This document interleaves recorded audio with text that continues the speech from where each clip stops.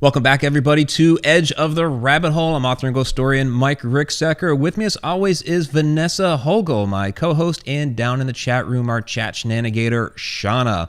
We have a fantastic show coming up for you tonight. We're very honored to have Steve DiSchiavi, co-host of the Dead Files, with us. There's some feedback coming from somewhere. Not sure where that's coming from, but okay. Was that on your end, Steve? It's all right. It's all good. Steve, before Dead Files, was a homicide detective for New York City Police Department, 21 years. So very seasoned veteran with us, and Dead Files 11 seasons now. Steve, fantastic to have you with us. Thanks for joining us. Thanks for having me, and thanks for saying my name right, and thanks for making this hookup so easy. I'm glad it worked out for you. Do people butcher your name, really? Oh, forget about it. Yeah, but you know what? I'm never mind about butchering my name. More about hooking up on these new links everybody's using. You saw my text to you. I was like, "Yeah, listen, you sure this thing's gonna work?" We've had really good luck with this, and not so much with Skype. So we've been blessed. Yeah, we've great. been blessed. Really quick.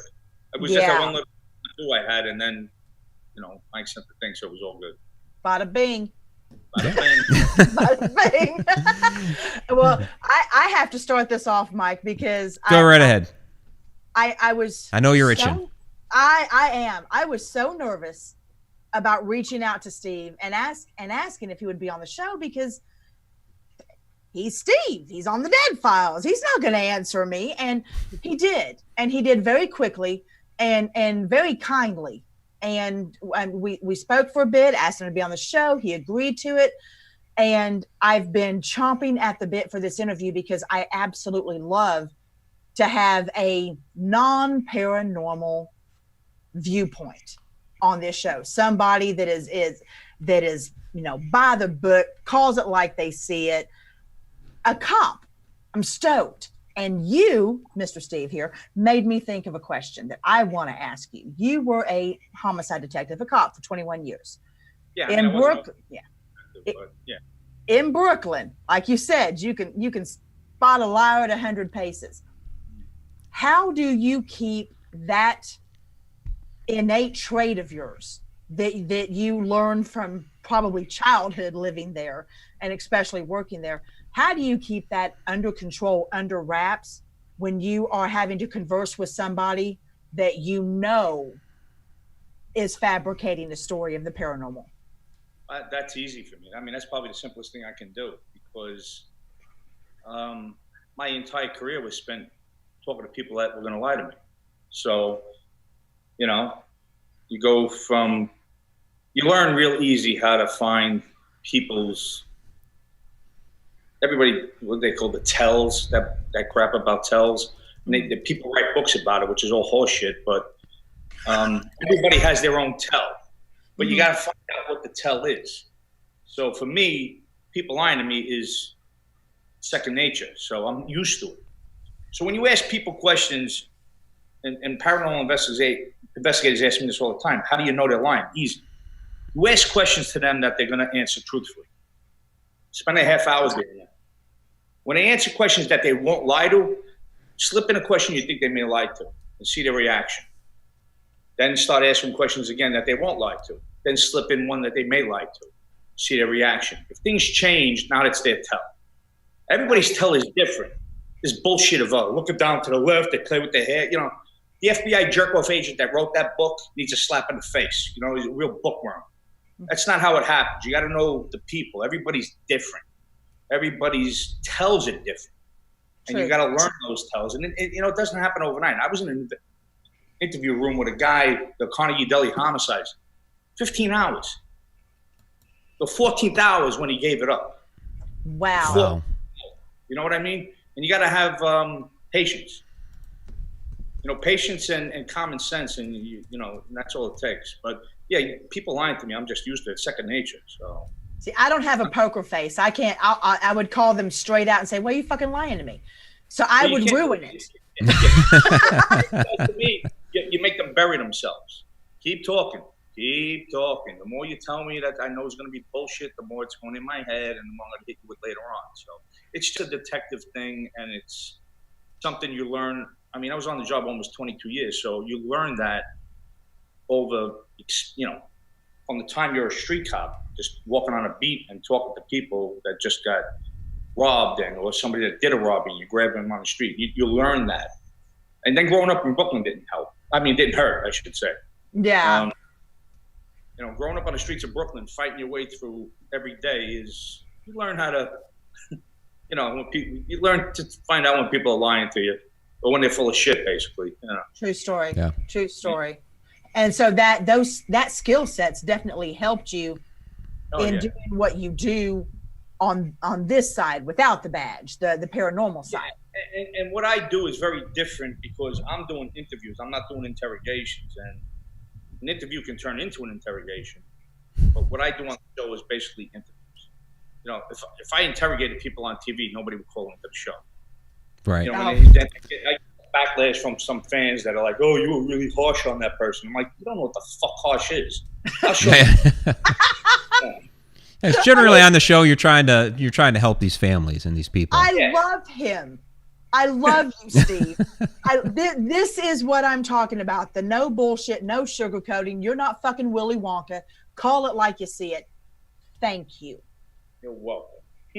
All right, you go, Mike. All right. Well, we have a couple of admin things to take care of real quick. Trucker David Y threw down a $50 super chat to help support the station. David. Says everyone had a great week last week in trucking, so I'm sharing the love with Haunted Road Media family. Steve, welcome. Also, my dad was an officer and moved up the chain to chief for the town we lived in. So, thank you very much, David. And I know BD Flint threw down $20 before the show even started. So thank you both very, very much for all of the support. We have a lot of people in the chat room, Steve. A lot of people are sending you love and welcoming you to the show. So, so something that's interests me, like I said, when we first connected before the show, I had mentioned that I love the premise of the show, that you do your investigation and Amy does her walk completely separate. You guys have no contact until you meet up for the reveal. And your investigation is, to me, a lot different than what a normal paranormal investigator does, going in with all the gadgets and all that stuff. You are, to my eyes at least, you are pretty much doing just an investigation of the person in their home. And okay, they're saying they're having this activity, but it's a very different take on what all these other shows are doing. Well, it's a good point, but the thing is, people go, "Well, how come you don't use what do they call them, voice boxes?" I don't like them anyway, but yeah. Whatever, like voice box. Why don't you use voice boxes? Why don't you use, I don't know, the thing that lights up? Like, all right, so let me get this straight. You want me to use a voice box when I got a woman that can actually talk to a dead person? Are you out of your fucking mind? Right. Yes. I mean, okay, so let me bring a voice box in while she's talking to the friggin' guy. I mean, come on. Right. I mean, it's the Sixth Sense, right? It's the movie The Sixth Sense. Mm-hmm. You ever see them using anything? To me, when people say, "What do you do?" I say, "Well, I work with a woman that's like The Sixth Sense." Mm-hmm. It's that simple. I just do my shit that's pragmatic and, black and white. Hopefully it coincides and helps her come to a conclusion on how to fix it. I mean, we don't fit a square peg into a round hole. We never do that on our show. And I think that's why it's been on so long. We don't play that everything fits game. If I come up with history and Amy goes, "No, I don't think that's it," it's not it. Okay. Right. Or what is it? Or all right, let's move on. So I think that that part of the show is really, really important. I wouldn't have done the show if I was going to walk around with a flashlight going boogity boogity. I mean, that was not going to happen. Right. I wasn't going to do that. I'm not a paranormal investigator. I never claimed to be. And when people come on Facebook and Instagram and Twitter and they ask me, "Well, Steve, I got this going on in my house. What do I do?" I'm like, "I don't know. Pull a fucking ghost hunt." What do you want from me? I'm a street cop. I have no idea what to tell you about that. Yeah, Unfortunately, Amy gets a ton of questions. Oh, and I yeah. can only imagine what her inbox is like. My inbox is through the roof. I can only imagine what hers is like.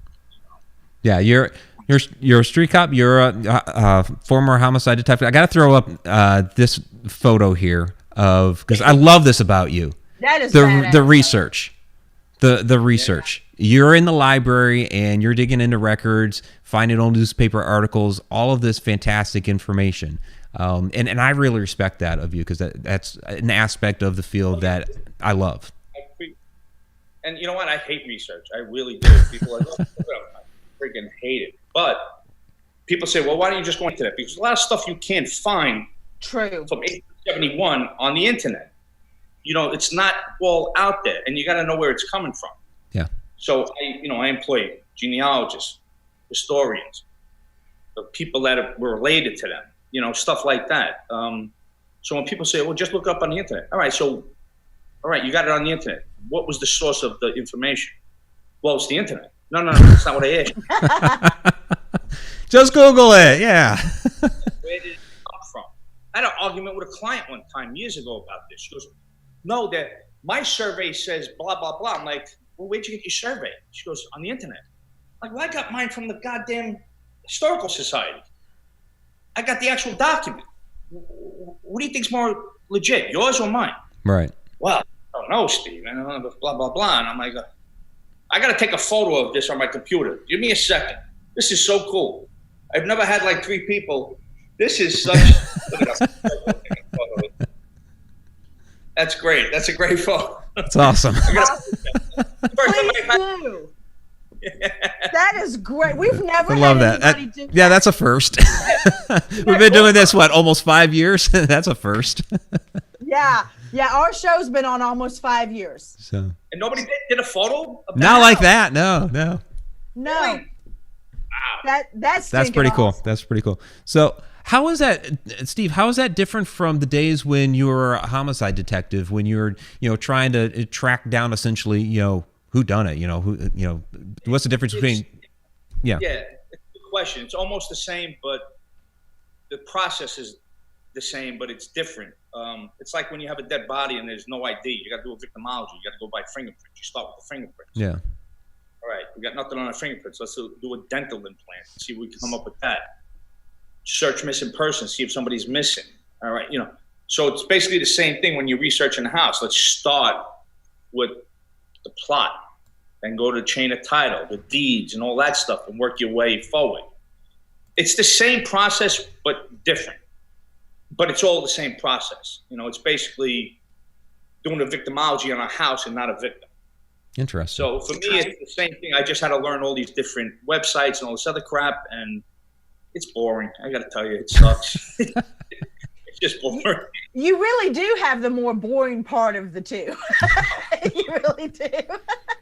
But that having been said, when you're in these locations, before you and Amy come together at the end, when you're in these locations, has anything ever happened that made you feel like you were more a part of the situation, like you understood where the homeowner or the business owner was coming from as far as paranormal activity goes? I know you said you hadn't really had those experiences, but have you ever had a particular feeling come over you that didn't feel like your own? No, never. The only feelings I ever get is more on the empathy side. Okay. I had an argument with a woman in Reno in this museum, or whatever the hell it was. And she goes, can't you feel the heaviness in this room? And I'm like, no. And she goes, what do you mean you can't feel it? I'm like, what part of no do you not understand? No, I don't feel it. What the fuck? I mean, how many times do I got to say it? Like, no, I feel it. Like, really? Are you kidding me? I don't feel it. What do you want me to do? Lie about it? I'm not going to lie to appease people. Good. And I will. And for me, it's like people go, how can you have been in so many 160 some odd cases, never felt anything? I'm like, I'm lucky. Because to me, if you have a paranormal experience and it's not a good one, you're not lucky. To me, that's traumatizing. And when I hear about what these people are going through, and then Amy verifying that that's what they're going through, all I could do is empathize, because it's like, it's crime victim. right? It may not be a perp robbing him at gunpoint. It may not be somebody assaulting him. It may not be somebody raping him. In some cases in the paranormal it is, but it's the same thing. It's a crime victim. Perpetrator is the paranormal, and that's how I look at our cases. You know, I have a perp. It's the paranormal. I got to figure out who might have been in life, but then she comes up with elements and demons, and I can't do nothing about that. But elementals, I guess. And so for me, it's like I'm treat each client as a crime victim, and That's you have brilliant. you have to treat them that way. You can't treat them like a perp. I mean, listen, I've always taught the crime victims want to make sure they're really a crime victim. Yeah. I've always done that throughout my whole career because a lot of people, oh yeah, I got robbed. Really? Who robbed you? Who'd you lose? Well, I lost my payroll. Then you go find out the jerk off's been gambling for fucking 4 months and he's trying to hide it from his wife. So now you're like, all right, who robbed you? Oh, a 6'8" black guy? Really? Oh, an Indian with feathers on his head? Really? You know that type of thing. So it's a matter of, sometimes the victim's not always the victim. True. With our show, we vet very well. The vetting process takes about 4 or 5 months. Mm-hmm. So it takes a while before we'll pull the trigger on going to a location. And it's a lot of vetting. I have a lot of behind-the-scenes stuff I do and checks I do to make sure.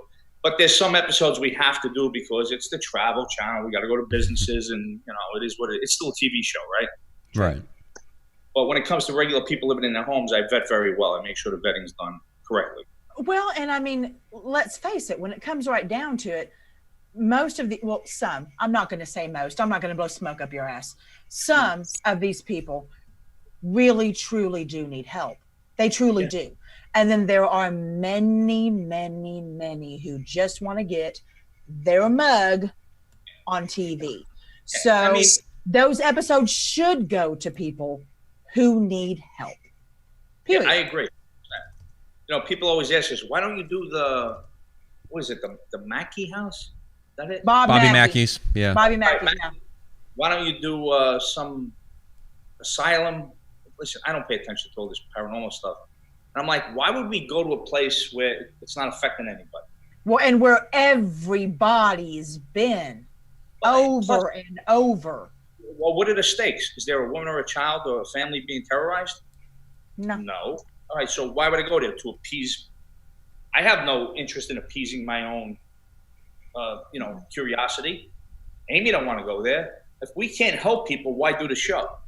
Bingo. Exactly. Thank you. So, thank you. When I try to tell people we don't do that, and I guess you don't. I'm like, yeah. Yeah, we can tell them a different show to watch, can't we, Mike? If that's what they're looking. Oh, I don't even go there. Don't even go there. Sorry. The zip thing. I'll be good. I'll be good. No, but I know exactly what you mean. I've flown all the way to Virginia simply to work on a case because children were involved. Yeah.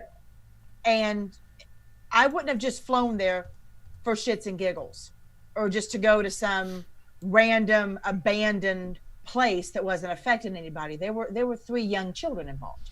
Right. I'm gonna go. How do you say no? You don't. Right. You don't. So, you work 2 jobs and bust your ass for the plane ticket and you go. People ask us, how do you pick your shows? First thing I look at is kids or elderly or people that are mentally impaired, or these are things I green light. I'm like, listen, you got to look at these first. Yeah, but this is a cool location. Yeah, I don't give a fuck. Let's look at these cases first, And I'm going back to Ohio again, in a couple of months. So it's like, you go where the job takes you. It's like a homicide. You go where the lead takes you. Mm-hmm. It'd be great to go to Hawaii and Florida in the winter, or go to Jamaica in the winter, which we always went in the summer. But it'd be nice to go to these places that would be great in winter and summer, but it's not about that. And I always look on Facebook and I complain. I'm in friggin' so-and-so, it's 4 degrees. I'm in Wisconsin, it's negative 25 degrees. Why? Because there's a family in trouble. Not because this is where I want to be in January. Yeah. Pack your good winter coat. Right. I've been to Wisconsin. It's cold up there. So, no, but that makes perfect sense. And that's what it should be about. It shouldn't be about views or how many people are watching. I don't give a fuck. It should be about the people that need the help, and they can't just pull out a phone book and flip it open and find somebody reputable to ease their suffering. We just did an episode with a family outside of Philly, and broke my heart how much money they spent, and they spent thousands on people that just went to their house and made things a lot worse. Oh. So do you find that you're cleaning up a lot of people's messes? Sometimes, yeah, more often than not, and it kind of puts a black cloud over the people in the paranormal, because you got a lot of good people that try to do the right thing, and a lot of people that we just want to help, and then there was people like, oh yeah, I could fix this for 10 grand. Oof. 10 grand, I'll sell them. Yeah. Oh. This person she talked to, this client of mine, the guy said he could come in and fix it, but it would cost me 10 grand. Wow. No. That's insane. No. See, those are the little bastards that I want to throat punch. I cannot stand that. To me, that is, well, first off, let's just call it for what it is. That is, what did I say in my book, Mike? That is, I drew a complete blank, Steve. But basically, it's illegal. It's extortion. I think it is. It is. By definition, extortion is, and this, is, telling of the threat of physical or emotional harm or financial loss in order for somebody else to gain. If that doesn't qualify as extortion, I don't know what does. And if it crosses state lines, that's federal. Yeah. And then you have people like somebody just died and they're trying to reach out to a loved one. They're preying on their grieving, and it's those are the people, those are the bullies that in the schoolyard that you want to knock the fuck out and just take care of it. I've been doing that my whole life, even as a kid. Bullies were my thing. You want to be a bully? Let's go. That was my thing as a kid. I was the brawler in the schoolyard, because friends of mine get bullied. I'm like, yeah, all right, let's go. How about, bully me, asshole. And I just did. So when people that take advantage of people's grieving or people's stress, you're a bully. They need to be absolutely. Yeah, it's the same thing. Yeah. I'm a firm believer in karma, and sometimes I like to deliver it myself. Yeah. But man, if I don't get the chance and I know it's coming, I just smile, because I know it's going to be pretty fucking shitty. And those people, there's a special place for them. There really is.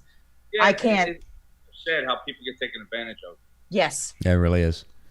A few things here real quick. So we had, over that time, we had Super Chats come in from Tammy Heitzman, Tom McNicholas, Bree Jones, and Chipper Terry. So thank you all very, very much for that. We'll give you the Super Chat Superstar stuff at the end of the show.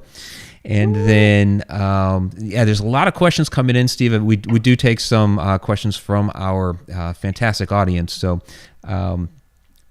this one is from Shadowcat. I'm probably not going to get to all these questions, guys, because you have a ton. But how, if any, has your opinion of the paranormal changed over the years? It hasn't. My opinion about the paranormal has never changed. I'm an open-minded skeptic. Before I did the show, I believed that the paranormal existed. I believed that there was stuff going on. I've never experienced it. My skepticism's with people, the living, not the dead.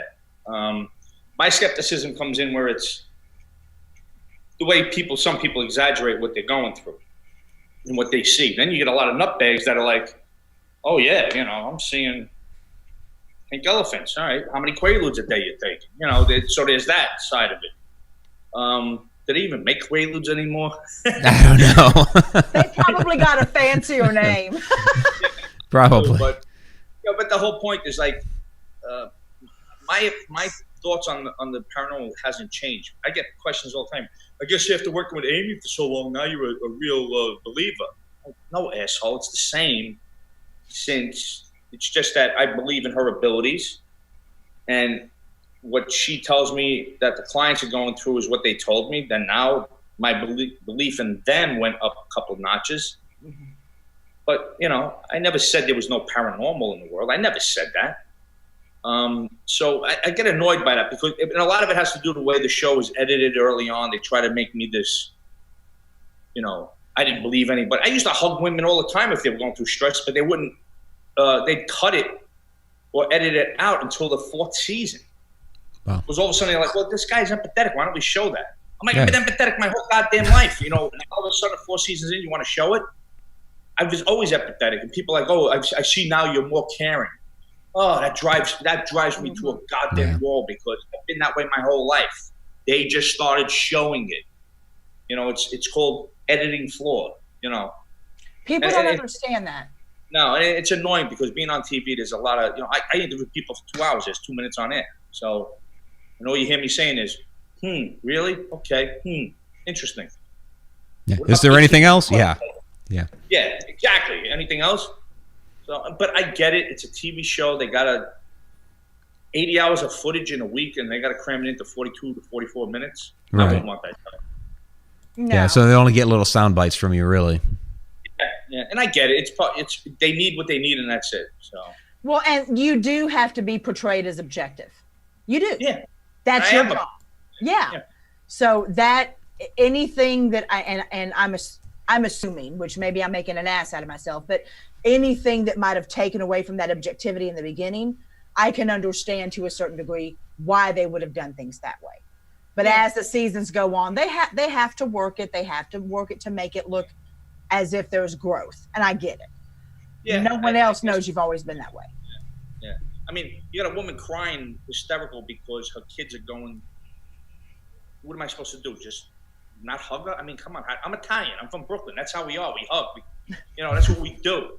When somebody's crying, you hug them, you give them up, you know, make them feel better. That's what I do. That's how I was raised. It's not for television. It's me just being me, you know, just who I am.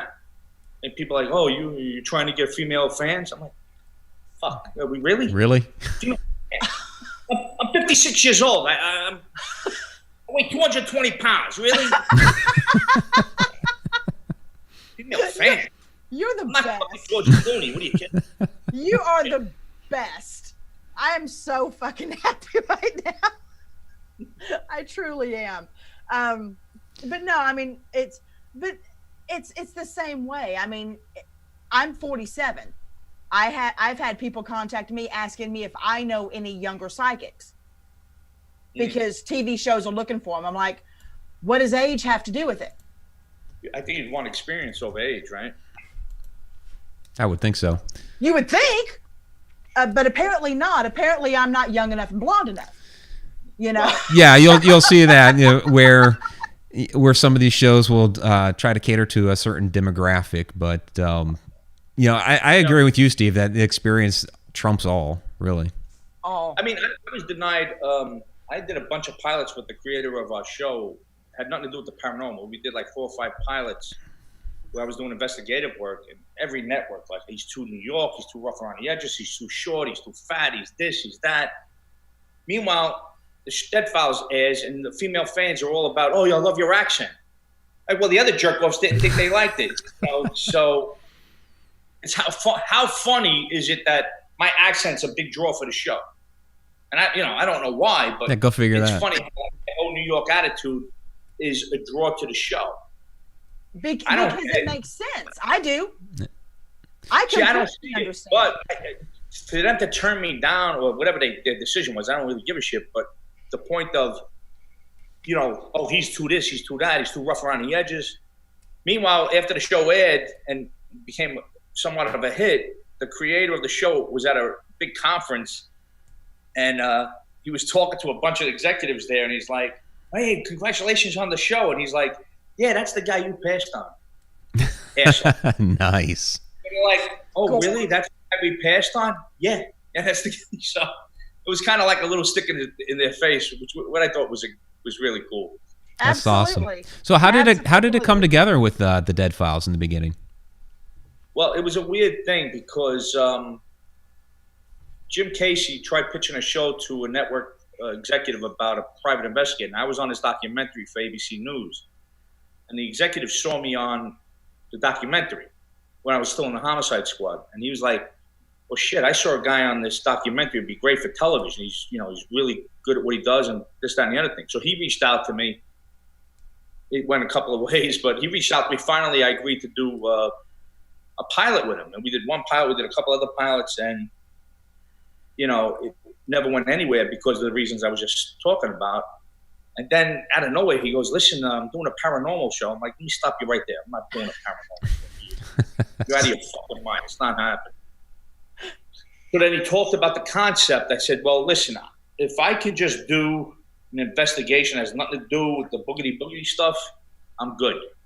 As long as I can do my thing and I don't have to buy into anything unless I think it's legit. Because all I got is my integrity and my reputation. And I'm not going to jeopardize that to be on television. I'm not making, look at my house I live in. I don't live in, you know, a mansion. So if I'm going to jeopardize that, it better be for something legit.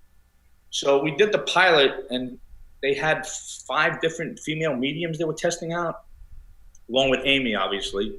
Yeah. And the only one that blew my mind was Amy. I said, well, listen, the way we're doing this little concept is really cool. I won't do it unless she's going to do it. If the other ones are going to do it, forget about it. I'm not going to be bothered. 8 months later, hey, Travel Channel's interested in the show. I'm like, what show? I didn't know the Travel Channel had Ghost Adventures on there. Because I don't watch the show. I don't watch paranormal shows.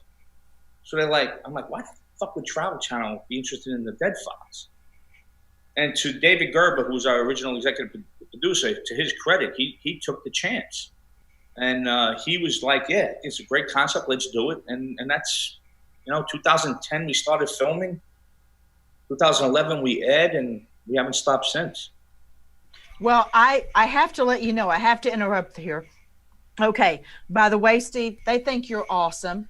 Our viewers do. Oh yeah, the chat room is totally blown up. Yeah, they're buzzing. They're saying you are a very handsome man. That you've got chutzpah. Okay, so I have to put that in there. And they have all taken a vote, and we get to keep you. So yeah, yeah. Shauna's saying that we're adopting you. Yeah. So our chat shenanigator says we're adopting you. So yeah. I mean, I think it's adopted. Yeah. You know, it has its downside. Finally, somebody that says fuck as much as I do. I think more. A little bit. He's out fucking me. That sounded so bad. I'm so bad. Oh wow. That's awesome. That was classic. That was classic. That was classic Vanessa right there. Yep. That better not be on a T-shirt tomorrow. It will be. We will do the T-shirt. Yes, it's happening. Do not do that. You're awful. He's out fucking me. Yeah. Anyway, but no, I mean it's the attitude that you have about it to me is perfect, because it's if you went in as a standard paranormal investigator, what would there would be no difference from everything else out there. Right. To me, it's what gives the show balance. It's what makes it worth watching. I don't watch paranormal shows either. Yeah. I mean, I get couples that text me or, you know, message me all the time. They're like, no, Steve, I love it for the paranormal side, but my husband will only watch it because you're on. Bingo. So it's one of those shows where the hardcore skeptic can actually sit and watch it with his wife or his girlfriend, or vice versa. His girlfriend may not be into it because of the balance. You know, it's not all paranormal. You know, I'm doing all that investigating. You're hearing unbelievable stories from history, and you know, it's interesting. You know, and to me, if you're looking for a show that's got a little balance, this our show has the balance, and then at the end is the boom, so to speak. May I ask you something totally non-paranormal related? Do you still have any connections with law enforcement or cold cases? As far as working on them, no. But I have my connections with law enforcement throughout, you know, the country and stuff. Yeah. Okay. I might contact you later and just send you something, and what you choose to do with it is entirely up to you. Okay. All right. Go, Mike. Oh, back to me. All right. Yeah, back to you, back, Mike. Back to Mike in the studio. All right. Again, we have a lot of great questions coming in. So, Steve, I'm going to toss you a couple of these. So, this is from Erica Blassie Davis. She wants to know, do you feel that some of the families that are coming to you are exploiting their kids by placing them on the show? You know, to me, that's a tough. I can't answer for the parents. As a parent myself, my daughter's 28 now. She's an attorney and she's married and everything. So I don't know if I would have ever put my child in the position of being on television. But then again, I never went through what these families are going through. So to get answers from people like myself and Amy, if I got to put my kids on TV to save them, you know, I don't think it's exploitation. I think I'm desperate. It's my last hope. Well, that would be part of your vetting process anyway, wouldn't it? Absolutely, 100%. Yeah, 100%. You know, and I always ask the parents' permission before I'll talk to a child, obviously. Absolutely. Yeah, and the kids, I don't know why, but for some reason, kids feel comfortable with me, and they open up. Sometimes these kids will talk about stuff that the parents are like, well, they never told me that. Well, you know, maybe it's difficult because I'm a stranger or whatever the case is, because I feel bad. It's like, you know, my kid's opening up to you. You just met the guy, you know, or the girl.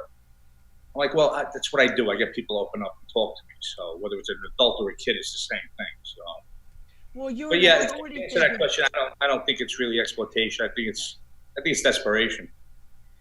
You're an authority figure that isn't their parent. Right, but I'm also not judging them. Exactly. You know? Yeah, so I don't judge. I think, Steve, you're probably just like a big teddy bear to them, right? Yeah, basically a big, flat, fluffy teddy bear. I meant it in a good way, you know? There's nothing wrong with fluff. There is nothing wrong with fluff. I have accepted and embraced my fluff. Me too. Embrace your fluff, okay? No, I meant it in a good way. I mean, you could see, you could tell you'll work out. You got the big arms. So USMC Marine Corps, yes? Yeah. So, yeah, I think kids probably feel a bit safe around you. Yeah, exactly. I think the kids feel safe, and they kind of get that, oh, thank God he's here to help type of thing. So, and that, you know, that's a good feeling to have, especially with children. Yeah. Oh, and I'm not going to ask you what's the worst case y'all have ever dealt with. That's the most standard question you can ask out there. But has there ever been one where even you and Amy coming together at the end just did not know what to tell the people, did not know how to tell them to make things better? I don't want to say throw up your hands, but sometimes you can't go any further. Yeah, a lot of times, you know, and Amy said this more than I have, a lot of times it's not the paranormal, it's family dynamics. Alcoholism, codependency on certain products that families are dealing with on top of the paranormal. And that's like, well, listen, we got your answers for the paranormal, but this other shit, you got to, you know. And I've called guys out on it. They've always cut it from television. But I've called men or women out. Like, listen, you got to get your shit together. You know, stop this bullshit. I've seen a couple clips on there. They bleep the shit, but you've flat out tell them you need to stop that shit. Right. They've kept that in there a few times. Yeah, I'm surprised they've even done that. I got to be honest, I don't even watch most of the shows. I don't like watching myself. So I never know what they really air. And, but I'll call them out on it. Listen, you got a paranormal problem. You got other fucking problems that you need to address and deal with. And that's the hard part. It's not so much the paranormal. That was almost, I hate to say it, but that's like the easy part. It's real life crap that you can't fix unless they fix it themselves, you know. Well, and the two can feed off of each other. That is the thing. That is what a lot of people don't understand is, especially if it's something negative, if it's something that has any malevolent nature to it whatsoever, and I'm not throwing the D word out there. It could be a shitty person in life that is dead and is now a shitty person in death. if there is any type of negative energy there, and these people also have their own negative energies going on, it's throwing gasoline on a fire both directions. Right. And which happens a lot more than not. True story. Yeah, absolutely. Yep. And let me grab another question here from the chat. Thank you guys for all of the questions down there. And a lot of them are actually pretty similar, so I'm trying to grab a good one here.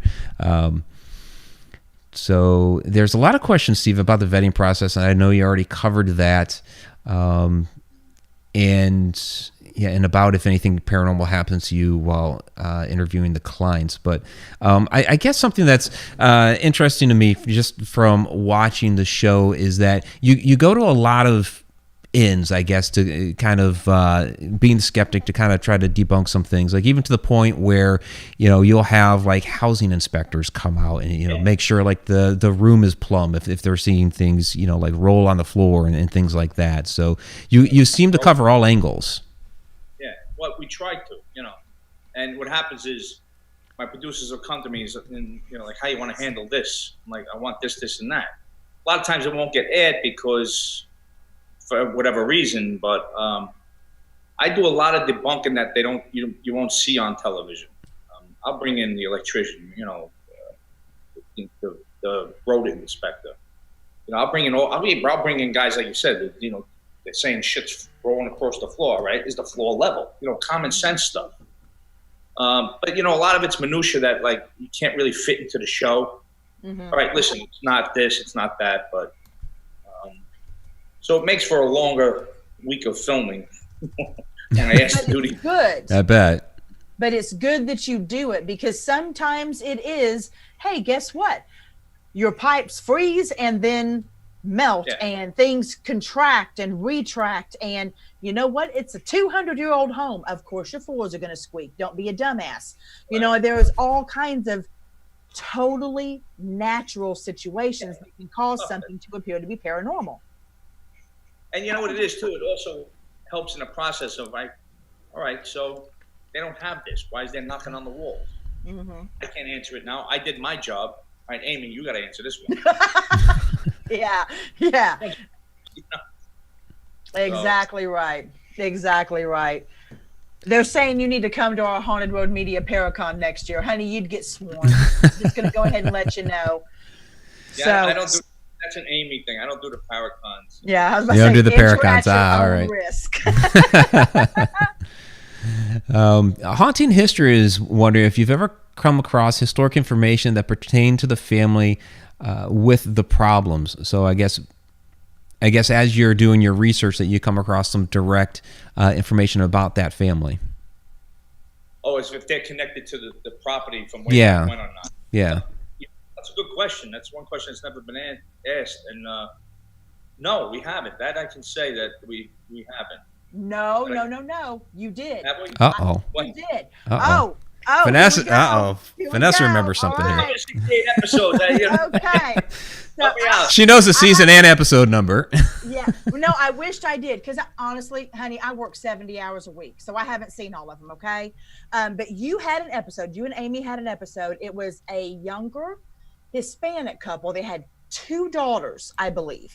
And ever since they had moved into the home that had been given to them by his family, they were having tons of trouble. The wife was pushed down the stairs. And he had become more, I don't want to call him violent, but he was changing as a person. And come to find out, I believe it was his father, who was not a nice person, had his spirit was kind of there. His father did not like women. Oh, you mean as far as the paranormal being connected? Yes. And then his uncle, too, was part of it. A lot. I thought you meant like they were related to the family that lived there in the 1700s. Yeah, I think that's what the original question was. Oh, okay.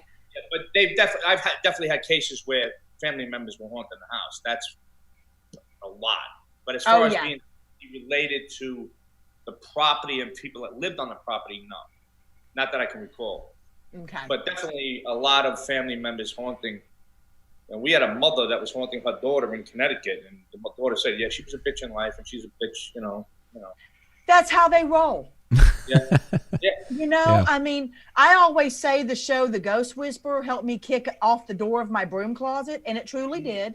You know, I mean, I'm a card carrying, flag toting, tree hugging, dirt worshiping witch. That's me, and I talk to dead folk after 45 years.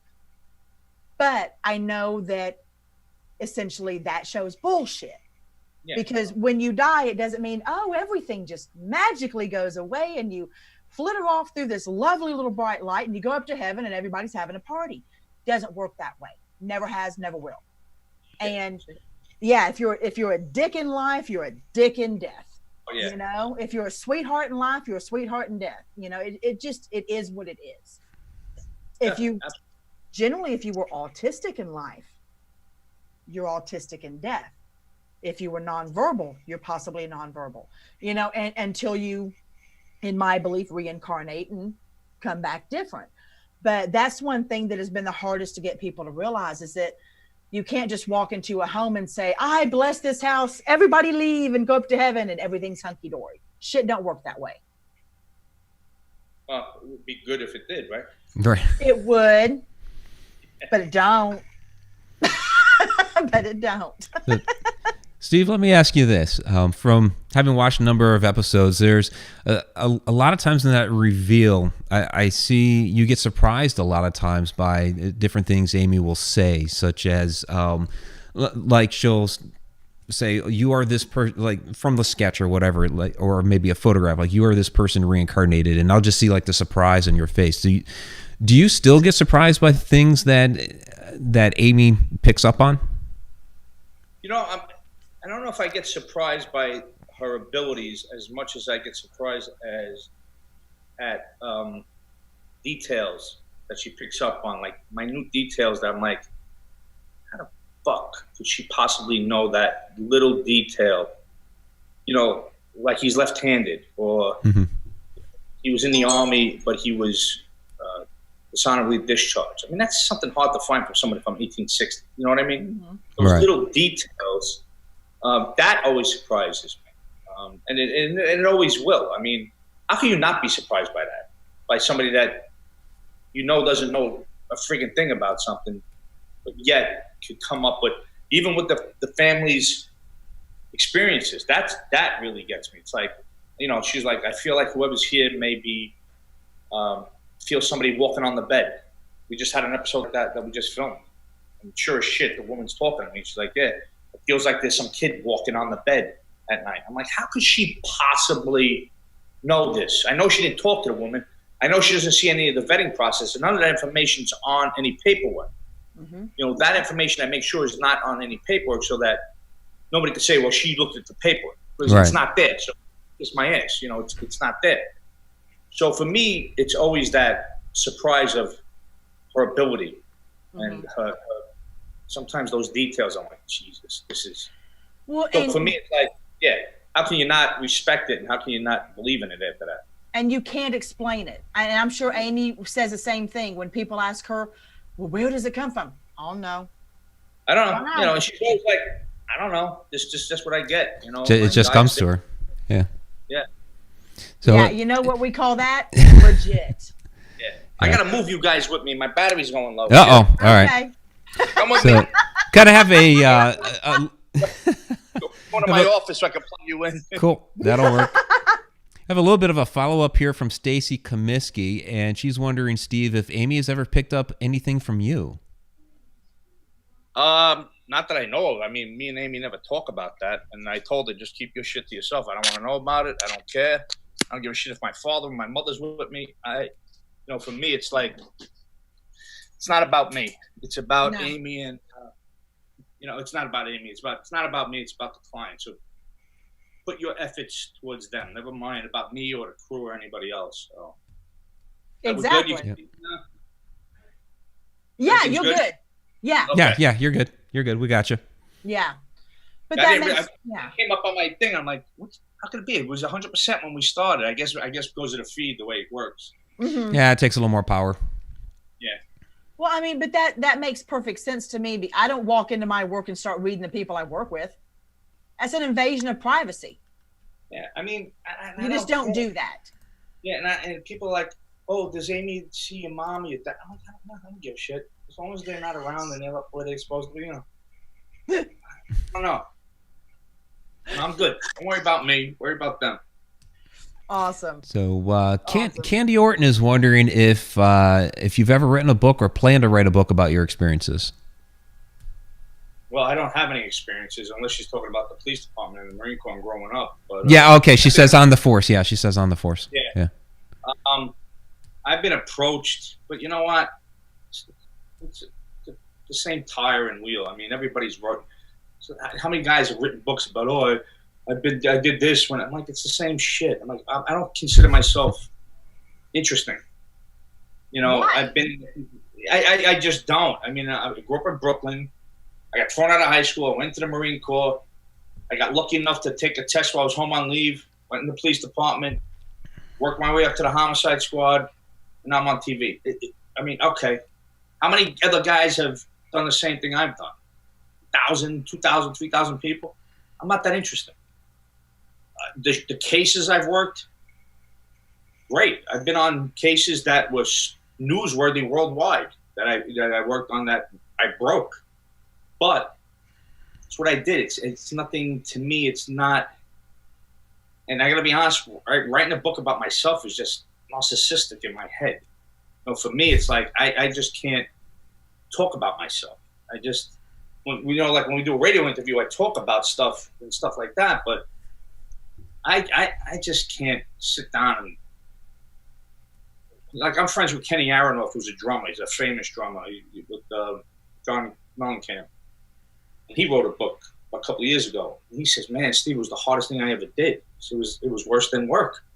He says, talking about yourself, and I don't want to talk about myself. I'm like, people ask me were you scared during this and this? I'm like, yeah. When cops, real cops, I should say, cops that have been in the shit and have real street experience, not the desk jockeys, they never talk about the street, ever. They'll talk about funny stuff. Mm-hmm. Like there was a time that my partner fell on his ass running after. They'll talk about funny stuff. You'll never see a real street cop talk about, oh, when I caught the bad guy. Or, I did this, I did that. Yeah, you're full of shit. Stop the bullshit. It's all about self-praise. Real cops just talk about the funny stuff. So like I have group therapy on Mondays with all the retired guys, I have my ex-partner and everybody.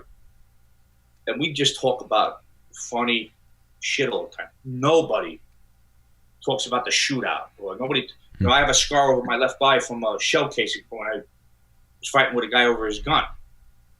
And the shell, the gun went off and the shell casing singed to my eyebrow. And I lost the hair. When I took the shell casing off, my hair never grew back. So I have this little scar over my eye that reminds me of it. But I killed the guy with his own gun. So do I want to talk about that? No. No. Do I want to write about it? No.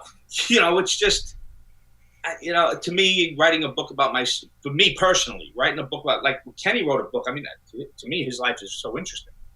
A drummer his whole life, and the story about him becoming a drummer with John Cougar and all this other stuff is incredible. Me, I'm just regular everyday Joe, in my opinion. But that makes sense. I mean, my ex-husband was in the Air Force, and he spent 4 tours overseas. He did Iraqi Freedom, Enduring Freedom, Northern Watch, and Southern Watch. And I knew never to ask what he did over there. Ever. There's no need. He did what he had to do. I don't need to bring that up. Ever. Yeah, why would I? Because I wasn't there. I don't know what any of it was. I don't know what it felt like to do any of it. I'm not going to bring up those memories. So it makes perfect sense to me that when you and your comrades, so to speak, will get together, when you want to relive something, you want to relive something that makes you smile. Yeah, not something that makes you relive something that is probably painful. You just hit the nail on the head. We never talk about the stuff we go through keeps us up at night, right? Exactly. None of us sleep. You know, the next day, hey, did you get any sleep last night? No, bro, I got 4 hours. If I'm Exactly. And we all know why we're not getting any sleep. You know, I'm 56. I'm still not getting any sleep from shit that happened 30 years ago. Exactly. But, you know, to write a book about how to investigate a home, maybe a teaching type of book, that would be something I may be interested in doing. But that's got to be boring. Who the fuck wants to read that, you know? You would be surprised. Yeah, you would be really surprised, actually. But, yeah, yes, you know. I know I'm long-winded with my answers. I'm sorry, but no, you're good. No, You're being real, which is exactly what you are. You are real. So yeah, I'm straightforward. You know, fans meet me all the time. They're like, I can't believe you're such a nice guy. I'm like, do I come across like an asshole on television? You know, they're like, oh, you're just always so serious. Oh. Yeah, but you're running an investigation. You have to ask serious questions. Yeah. It's not the Brady Bunch. You know, it's not I Love Lucy. I'm dating myself now, but hey, I used to watch it. Okay, stop it. Sorry, that was funny. But no, I mean, we get it. You know, I mean, I've written books that all of mine are nonfiction, and I've had to tell things that were very painful for me, but only because I know they're going to help somebody else. And getting that out there was medicinal, but it's out there now, and I'm done with that. Yeah. Time to move on. But it's different than what you've been through. Very different. I did a radio show about 5 years ago called Risk, and it was talking about a homicide case I had and what I had.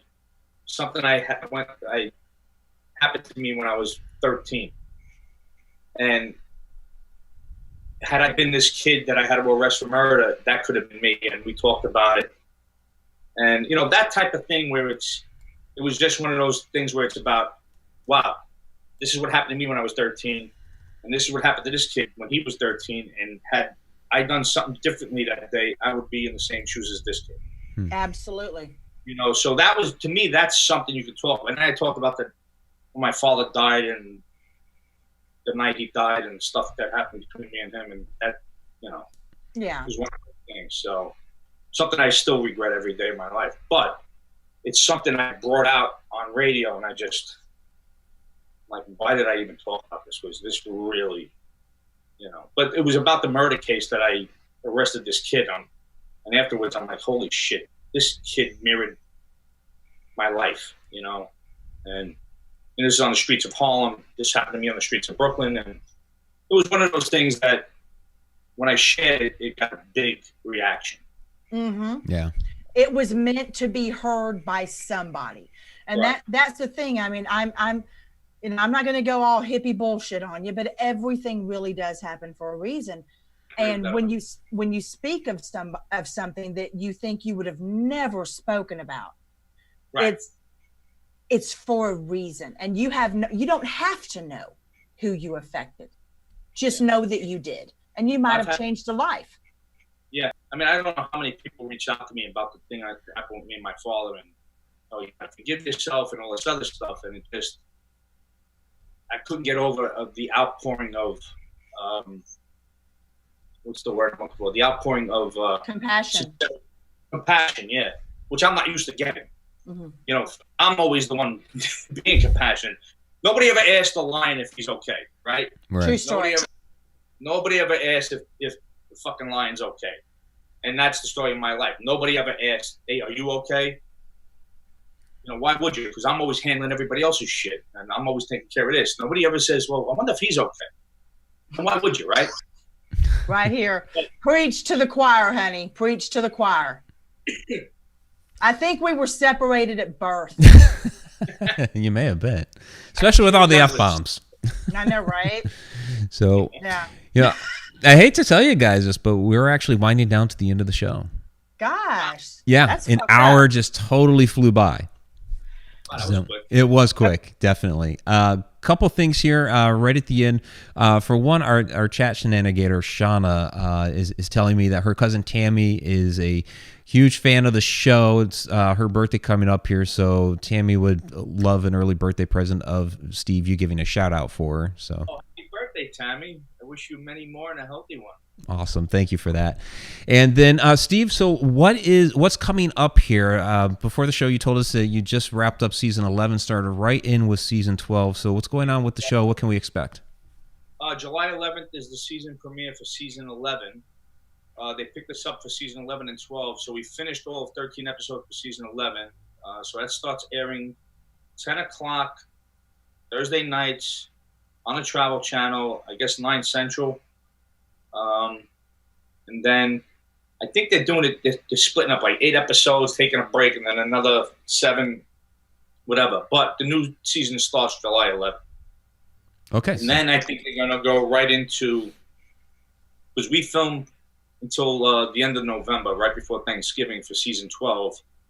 So those are really going fast. And I think they're going to go right from season 11 into season 12. Season 13, we don't know yet. We'll see how the ratings are, I guess, for 11 and 12, and we'll take it from there. But, yeah. All right. And I'm on Instagram at Steve DiSchiavi. That's my new, I've kind of laid off of Facebook and Twitter. I can't stomach. So if people want to say shout out and follow me on Instagram, and I always have a lot of laughs on Instagram. That's my fun spot. There's no politics, none of the other bullshit. So. Excellent storm footage today, by the way. Isn't that great? That was awesome. That was awesome. Excellent storm footage. And everybody is begging you to come back. And by the way, Mr. Never Get Any Compassion, there is a huge group hug going out to you right now. Everybody just absolutely loves you, and they want to let you know that. And I appreciate the fans. Nobody loves their fans more than I do. And I can say that legitimately. We have great people. Yeah. So Deadfiles fans are like, what's that group? The Grateful Dead. Mm-hmm. I'm not a fan of the Grateful Dead, but their fans are really loyal. Mm-hmm. And I equate Deadfile fans like that. I mean, they really, they've stuck through a year long, no new episodes. They've stuck it out. So, going from Fridays to Saturdays, back to Fridays to Sunday. Now we're on Thursdays. I mean, the fans have put up with a lot. So the Discovery Channel, I got to say, has been 100% behind our show since they bought the network. I love them. We're on all day Thursday. That never happened in 9 years. Cool. People are reaching out going, "Oh, I just caught your show for the first time." I'm like, yeah, we've been on for 9 years. Really? Because prior to Discovery Channel buying the channel, we were on 2 hours a week at best. Wow. So now we're getting a lot of new viewers with us working, being on all day on Thursdays. So that's really a good thing for us, I think. That's great. That's great. All right, so everybody here, absolutely check out Dead Files. And what was Dead Files Revisited? It's revealed. It's not revisited. They canceled the revisit episodes like 5 years ago. Okay. It's called Revealed, and basically what it is old episodes where they do these pop-ups. So if you tweet it during the show, they'll put your tweet up, and then they say some stupid nonsense like stuff about my ring. And, I don't know where this shit comes from. They do like to zoom in on your ring all the time. And I'm like, they're like, "Can you put your hand on the steering wheel?" I said, "I don't drive like that." Like, I don't drive like that. I don't drive like that in Brooklyn. There's no tenant to it. It's the best ever. Awesome. The ring is a big head. Cool. People think I'm like, no, it's my detective shield on there. Yeah. Right. That's awesome. No, I've been in a vehicle in Jersey because I actually did an investigation up in Staten Island, and I've been in Jersey trying to go to the airport and watched a car turn in front. We're all going like 80, and it passes me and turns right and drives straight across traffic to get to the exit. I'm like, I couldn't do that. And you're just talking about how you drive made me think of that. I'm like, that motherfucker just drove straight across traffic. The fuck is this? I'm all right. I'm just looking at the chat. All right. Well, Steve, thank you very much for coming on. We absolutely appreciate it. And we definitely love to have you back. I'll be back anytime you guys want. I appreciate you having me on. I really do. And this was easy. This worked out really. Still can't get over that we could technically get on. So I'm shocked. Well, now don't go telling everybody we're easy, okay? We like to keep it on the DL. Oh, you're And post that picture. Oh, I got it. Oh, yeah. That was awesome. Nobody's ever took a photo of that screenshot of 3 people on the. I mean, not during a show. Never. It's a no-brainer. I love it. I think it's that's awesome. That's awesome. So, Steve, we'll go ahead and let you go, and then we'll get to all the shout-outs for our fantastic chatters tonight. So, well, I appreciate you guys having me on. You guys have a great night. It's time for Stevie's Bourbon, and I will talk to you guys soon. Score. All right. Have a good one, Steve. Now. Thanks. Thank you.